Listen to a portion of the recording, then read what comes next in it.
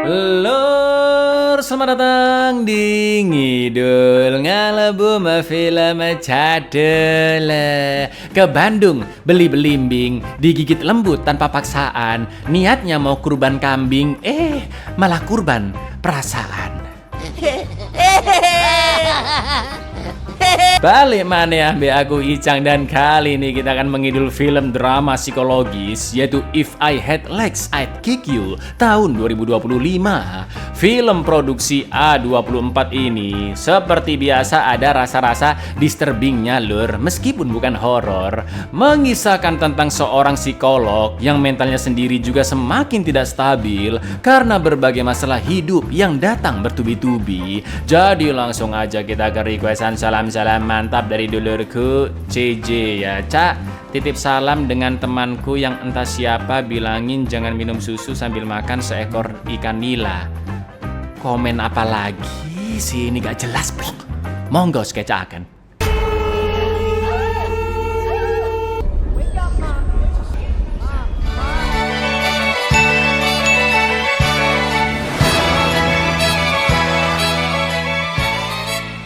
Linda adalah seorang psikolog di daerah Montauk, New York, Amerika, dan hanya tinggal berdua dengan putrinya yang masih kecil, yaitu Queen. Dan anehnya wajah si bocil ini sama sekali tidak ditunjukkan sepanjang film lur. Sementara suami Linda yaitu Charles jarang ada di rumah karena bekerja sebagai kapten kapal. Akan tetapi meski terbiasa bekerja dengan metode psikoterapi, Linda sendiri merasa stres karena harus merawat Queen sendirian yang mengalami gangguan makan alias sangat memilih-milih makanan hingga kesehatannya terganggu. Dan setiap hari Queen selalu diantar oleh Linda untuk cek ke dokter di siang hari. Sedangkan di malamnya Queen juga wajib diberikan suplemen khusus lewat selang yang terpasang ke perutnya. Saking mumetnya Linda pun konsul ke psikolog dan meminta agar selang tersebut dilepas saja karena menurutnya cara itu bisa membuat kondisi Queen membaik. Mbak psikolog pun langsung melarang karena berat badan Queen masih belum sesuai dari yang seharusnya. Namun di hari itu seakan-akan cobaan yang dialami Linda tidak ada habisnya lur. Karena saat pulang ke apartemen, sebagian lantai rumahnya banjir akibat bocoran dari retakan di plafon. Dan inilah, jika aku punya kaki, aku akan menendangmu. I can be sad. I mean, I'll be sad, right? Well, of course. I can't eat it. Like, can you Mom, why are you leaving me? Just please stay on the toilet. Hey!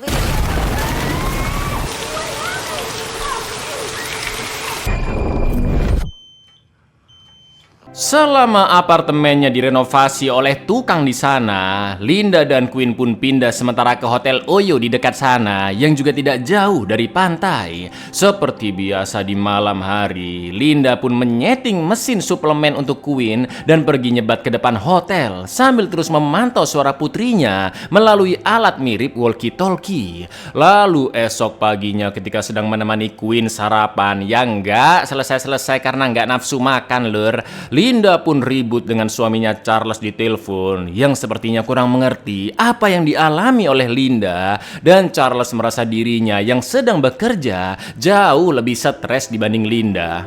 Charles juga meminta Linda untuk menghibur dirinya sendiri, misalnya berenang, main gaplek, atau ke pasar malam. Pastinya Linda tidak bisa melakukan itu dengan mudah karena selain mengurus Queen sendirian, Linda juga sibuk bekerja sebagai psikolog. So is that I'm not a housewife, I work too.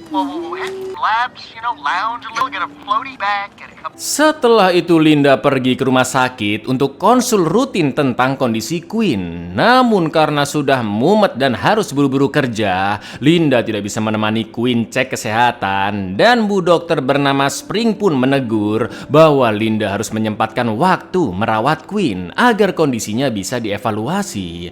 Menurut Spring pasti ada kesalahan dari cara merawatnya Linda, karena seharusnya minggu depan Queen mencapai berat badan yang sesuai agar dia tidak perlu memakai selang-selangan lagi. You've missed the last few weeks. Entire ceiling fell down and But you can't start illness in treatment. When can we sit down? September. She needs to reach her weight. If she does that, Saat konsul dengan rekan psikolognya, sebut saja Kak Mijo, Linda pun agak jengkel karena baru curhat sebentar. Kak Mijo harus menerima pasien berikutnya. Lalu Linda mendapat telepon dari tukang yang membetulkan plafon apartemennya. Jika dia izin tidak masuk seminggu dengan berbagai alasan lur, yang jelas membuat Linda semakin mumet ya kan. Di saat pikirannya kacau, Linda juga harus menangani pasiennya Caroline, yaitu emak-emak yang mentalnya kurang stabil setelah melahirkan. Dia merasa khawatir dengan bayinya dan memiliki kegelisahan yang berlebih. Caroline juga menolak saran Linda untuk menitipkan bayinya karena Caroline takut jika anaknya dilukai oleh babysitter. Mendengar itu, Linda pun meminta Caroline untuk tetap tenang dan berusaha rileks saat merawat bayinya. Caroline juga diminta menyibukkan diri apapun kegiatannya agar dia tidak terjebak dalam ketakutannya sendiri.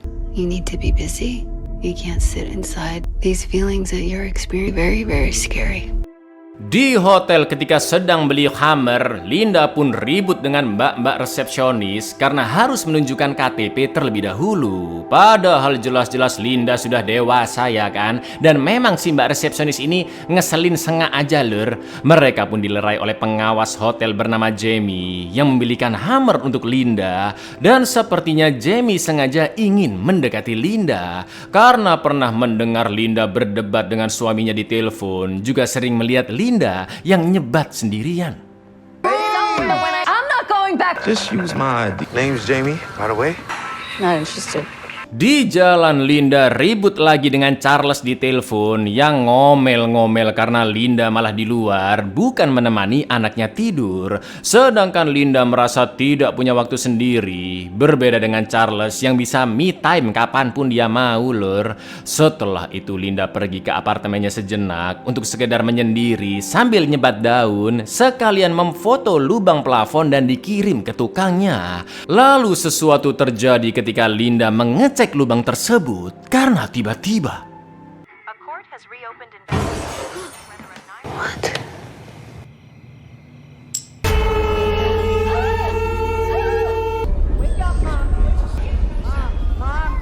keesokan harinya agar tidak telat kerja, Linda terpaksa menyuruh temannya yang kebetulan sedang di rumah sakit untuk mengantar Queen ke dokternya. Linda juga berjanji membelikan hamster yang sangat diinginkan Queen sejak lama, asalkan dia mau menemui Dr. Spring. Lalu ketika selesai menangani pasiennya, Linda pun lanjut curhat dengan Kak Mijo, yang kali ini dia merasa kecewa dengan dirinya karena tidak bisa merawat Queen dengan baik, karena Linda mengurus semuanya sendirian dan juga mendengar berbagai masalah hidup pasien-pasiennya.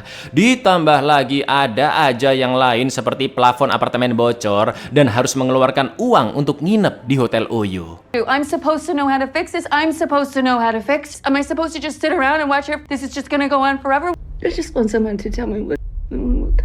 Lalu di jalan pulang dengan putrinya setelah membeli hamster, Queen pun takut dengan hamsternya yang berusaha keluar dari dus dan menggigit jari Linda. Tak lama kemudian mobil Linda ditabrak dari belakang dan si hamster pun kabur ke jalan raya sampai dilindas. Sumpah scene ini cukup mengganggu sih lur. He's scratching me. Close the box. What am I supposed to do? Want it? What? My kid is in that car, huh? You scared her to death, you.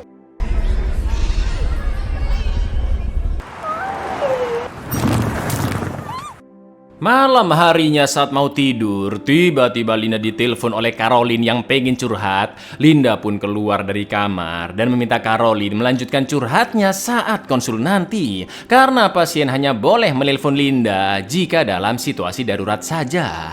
Di lain sisi karena Caroline masih belum stabil mentalnya, mereka pun hampir cekcok karena salah paham.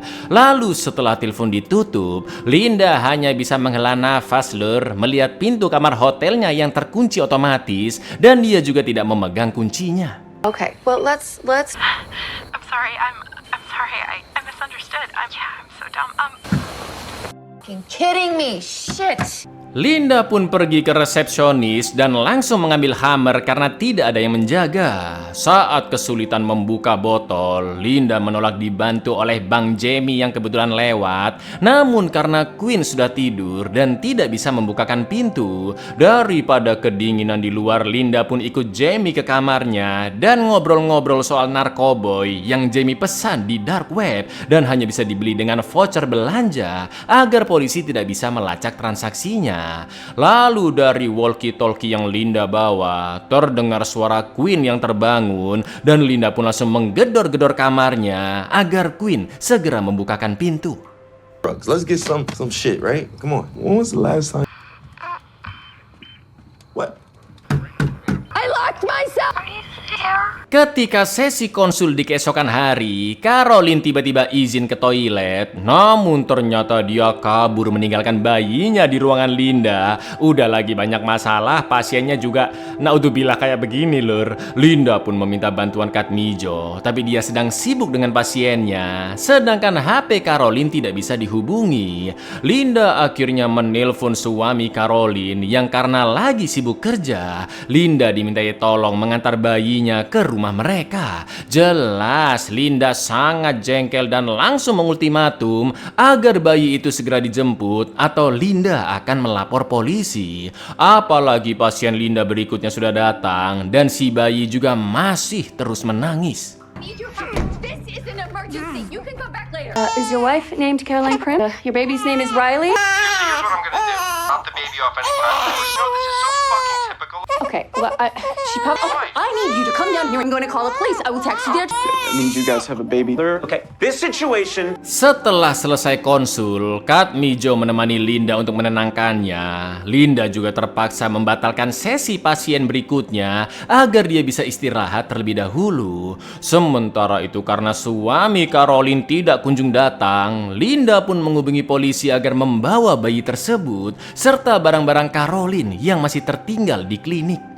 Ketika belanja sembako sekalian beli voucher belanja, Linda pun ngomel-ngomel ke pemilik apartemen karena tukangnya kabur dan lubang plafon masih belum ditutup. Padahal Linda terus bayar sewa tepat waktu. Lalu di rumah sakit lagi-lagi Linda kena tegur Bu Dr. Spring karena berat badan Queen sepertinya tidak akan mencapai target. Namun Linda terkejut saat Spring menjelaskan bahwa selang penyambung di perut bisa dilepas jika kondisi kesehatan Queen sudah sesuai dan lukanya nanti akan menutup dengan sendirinya. Atau dengan kata lain, Linda bisa mencabut selang di Queen secara langsung tanpa harus ke dokter, ya kan Lur? But what happens to the hole? It closes when it's time to remove it. It just slides out. Sepulangnya ke hotel saat Queen sudah tidur, Linda berusaha menenangkan dirinya di kamar mandi sambil nonton tutorial YouTube. Namun Linda justru teringat dengan semua masalahnya, mulai dari lubang plafon, Queen yang sakit-sakitan, Charles yang gak pulang-pulang dan selalu menyalahkannya, sampai rutinitas yang begitu menyita pikiran sebagai psikolog. The more you relax your body, right, the easier it gets for you. And hold the space. Setelah itu Linda membawa Jamie ke apartemennya untuk melihat kondisi lubang di sana yang mungkin Jamie bisa memperbaikinya atau punya kenalan tukang. Namun setelah melihat dari balik plafon bagian atas, Jamie merasa jika lubang itu sengaja dibuat oleh seseorang karena potongannya terlalu rapi. Jamie juga mengaku punya kenalan yang bisa memperbaiki dengan cepat. Di lain sisi saat melihat lubang, Linda tiba-tiba teringat saat Queen tantrum di rumah sakit dan sedang ditangani oleh dokter. Lalu tiba-tiba plafon pun ambruk dan Jamie terjatuh hingga betis kirinya tertusuk kayu. Ada aja masalahnya.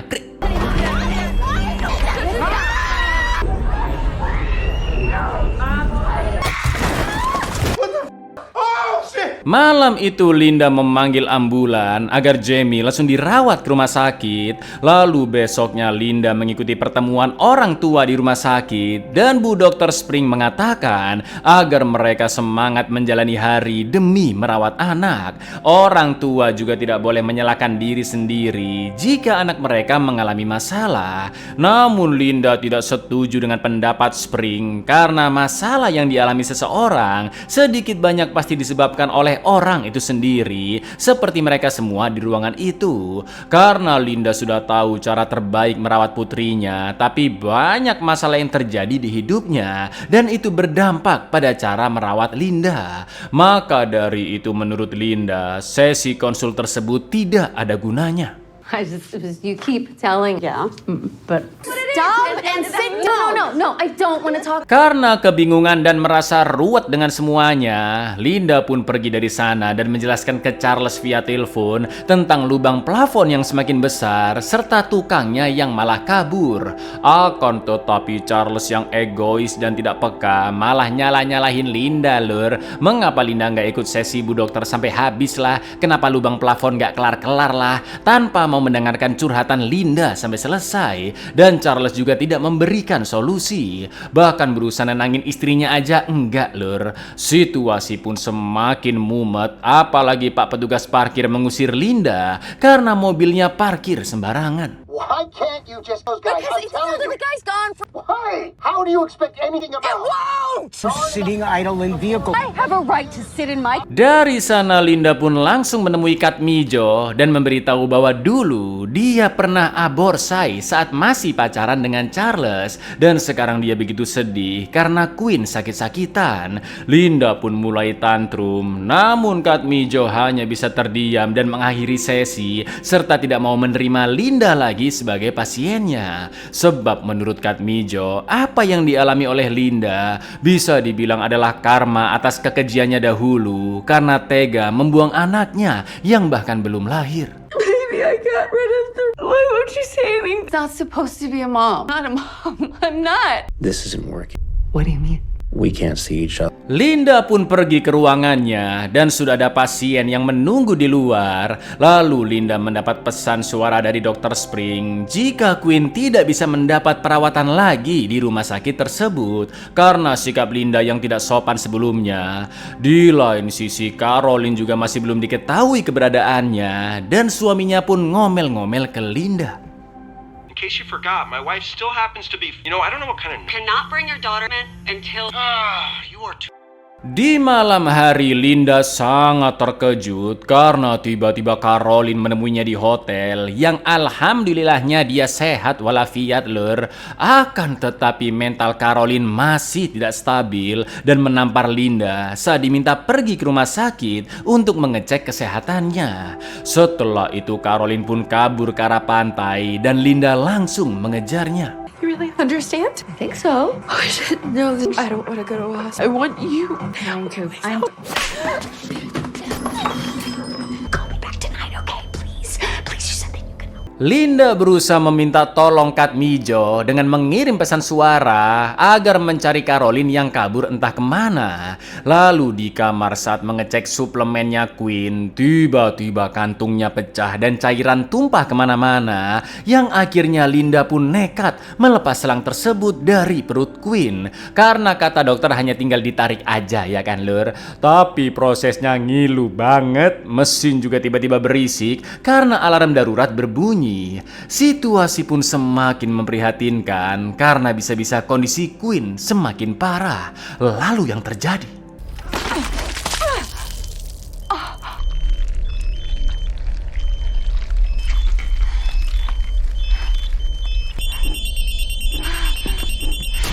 Mommy. Shh. Come tell me. Untungnya Queen baik-baik saja, namun melihat lubang bekas selang di perut putrinya, Linda pun jadi teringat dengan lubang plafon apartemen dan langsung berlari mengecek ke sana yang ternyata sudah diperbaiki oleh tukang dan Charles juga ada di apartemen. Namun alih-alih senang melihat plafon apartemennya yang rapi, juga suaminya yang sudah pulang, Linda justru takut kena omel Charles karena meninggalkan Queen sendirian di hotel dan telah mencabut selangnya sendiri. Linda akhirnya beralasan jika ada babysitter yang menemani Queen dan situasi pun makin ruwet karena tiba-tiba Jamie ada di dalam kamar. All I was doing was thinking about you, so I had to come. How did it get so bad? Are you trying to blame me? No, I'm not. Hey, wait. What's the rush? Just get back here. Nice to meet you. Let's be the babies. Not a Babysitter. Jamie mengaku dia bukan babysitter dan dia datang ke kamar untuk menenangkan Queen yang tadi menangis kencang karena ditinggal ibunya, juga menutup lubang di perut Queen dengan plester. Di lain sisi, Queen sangat bahagia bertemu ayahnya. Namun setelah mendengar penjelasan dari Jamie, jelas Charles pun curiga Jamie adalah selingkuhannya Linda, Lur. It took me forever to get her to go to sleep. And by the way, I had to give her a band-aid. He's not the babysitter. He just told me. Who the fuck is? I still don't want to eat food. Because it's too going on? But look, she was right.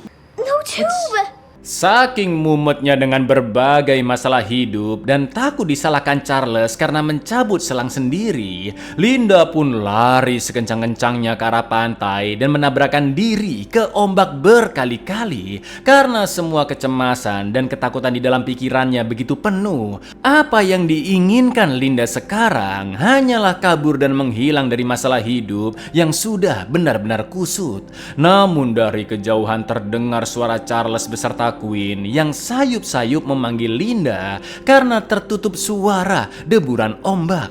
Sampai akhirnya. What did you do?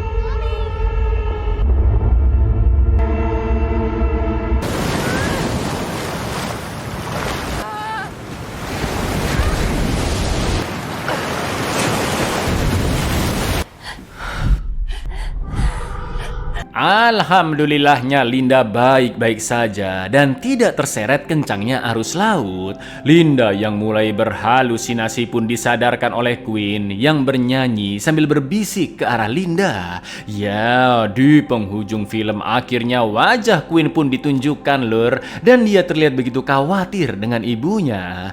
Setelah menenangkan diri, Linda pun berjanji akan menjadi ibu yang lebih baik lagi, lebih sabar lagi demi putrinya tercinta.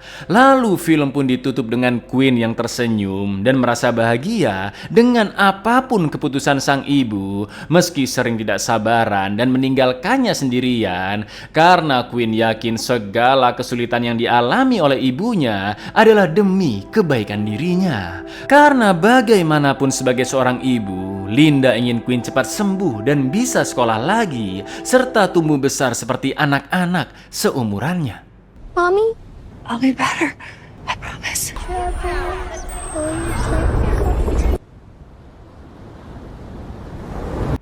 Buyar, dari film ini kita belajar bahwa banyak orang-orang di luar sana atau mungkin orang-orang di sekitarmu yang kelihatannya dari luar baik-baik aja, Lur, namun sebenarnya sedang hancur secara mental. Itulah mengapa dukungan emosional sangat penting, karena kesehatan mental sering diabaikan, sering tidak terlihat, padahal resikonya sama berbahayanya, Lur. Assalamualaikum.